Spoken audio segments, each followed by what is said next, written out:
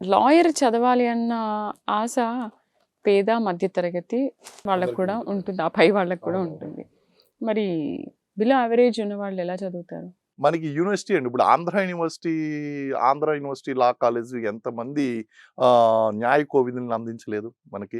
అలాగే ఉస్మానియా యూనివర్సిటీలో ఉన్నటువంటి లా కాలేజ్ నుంచి ఎంతమంది న్యాయ కోవిదులు రాలేదు.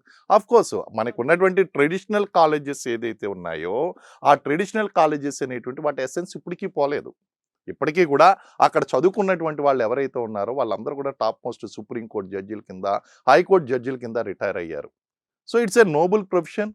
సో, అదంతా ఇప్పుడేంటంటే నెమ్మదిగా కార్పొరేట్ కల్చర్ అనేటువంటిది వచ్చింది. అలాగే జెన్‌జీ జనరేషన్ రిక్వైర్మెంట్స్ వచ్చినియి.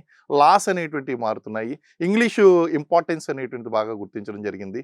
ఇవన్నీ కూడా క్లాట్ ఎగ్జామ్ అనేటువంటిది ఒకటొచ్చిందండి. అంటే మనకి ఇంటర్మీడియేట్ నుంచి ఇంటర్ ప్లస్ క్లాట్ బోధించేటువంటి కాలేజీలున్నాయి.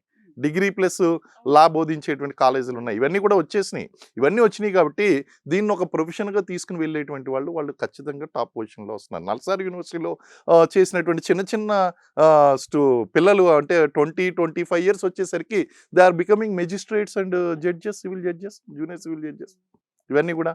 సో, అద్భుతాలు సృష్టిస్తున్నారండి. కాబట్టి ఒక ప్లాన్డ్‌గా గనక మీ పిల్లలు గనక 10థ్ క్లాస్, ఇంటర్మీడియేట్, డిగ్రీ చదువుతున్నారంటే ఇప్పటి నుంచి కూడా దానికి కావాల్సినటువంటి స్కిల్ సెట్ ఆ ఎంట్రన్స్ క్లాట్ ఎగ్జామ్‌లో ఉండేటువంటి జనరల్ మ్యాథమెటిక్సు, అలాగే అర్థమెటిక్, రీజనింగ్ ఇవి ఏదైతే ఉన్నాయో జనరల్ ఇంగ్లీషు వీటన్నిటికి కోచింగ్ అనేటువంటిది ఇప్పించండి. ఆ కోచింగ్ ఇప్పించిన తర్వాత మీరు అద్భుతంగా అక్కడ రాణించారు అంటే మీ కెరీర్ చాలా బావుంటుంది. అందరికీ తెలిసినట్టు కెరీర్. కానీ it is a diversified career. Lawyer degree అనేటువంటిది diversified career. Most of the people doesn't no.